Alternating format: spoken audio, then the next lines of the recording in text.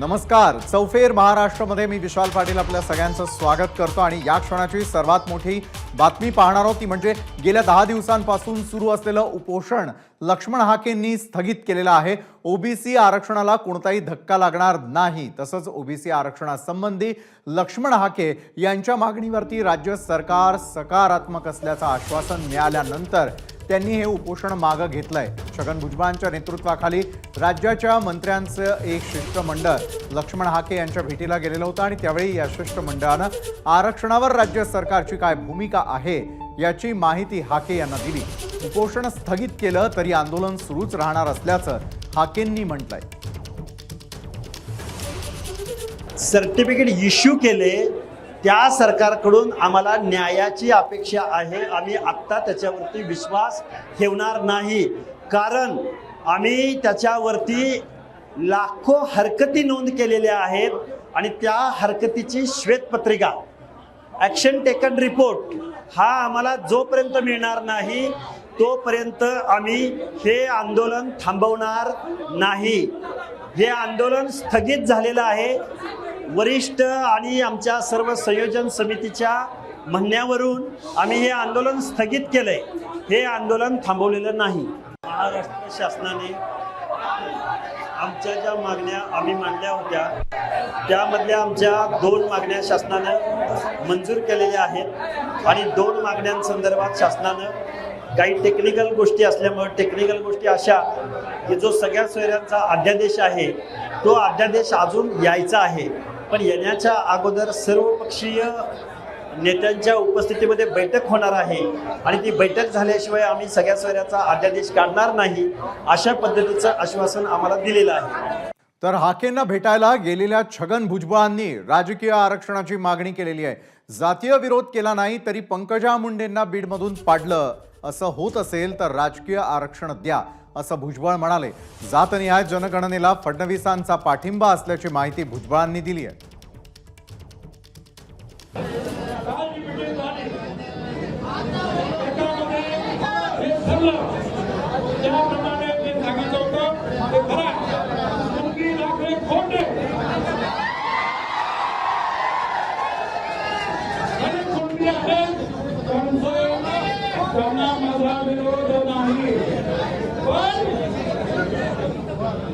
एक समित्या नेमल्या आणि त्यांच्याकडून तेलंगणाचे तपास त्यांना सगळ्यांना द्या, मराठवाड्याच्या सगळ्यांना द्या, महाराष्ट्राच्या सगळ्यांना द्या, आमच्या सगळ्यांना द्या, ते याबद्दल चाललंय. आणि म्हणून काल स्पष्टपणे मुख्यमंत्र्यांनी सांगितलं ज्यांनी खोटे दाखले दिले असतील आणि खोटे दाखले दिले असतील गुन्हे दाखल करण्यात आम्ही मागणी केली. या देशामध्ये या महाराष्ट्रामध्ये जातगणना झालीच पाहिजे.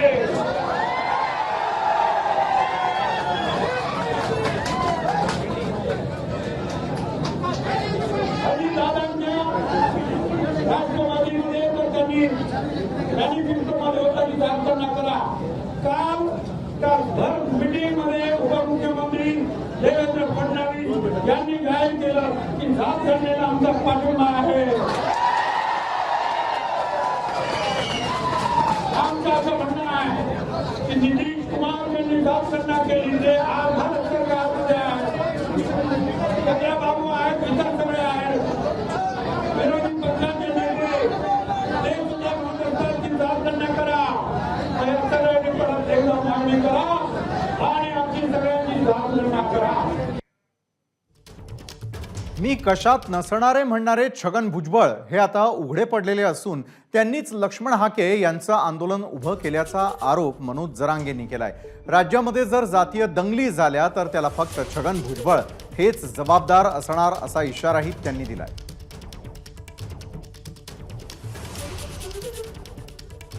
सत्ताधारीच मराठ्यावर अन्याय करायला लागले. ते काय सगळे सत्ताधारीच येते. आंदोलन करणारे सत्ताधारीच आणि मराठ्यांना आरक्षण न मिळवून देणारे तेच ओबीसीचे नेते सत्ताधारीच. ते जाणून बुजून आता मराठ्यांवरती अन्याय करायला लागले. त्यांना धक्का लागतच नाही ना. आम्हीच आरक्षणात येत पहिल्यापासून, त्यांना काय धक्का लागतोय कुठं? आम्हालाच धक्का लागलेला आहे.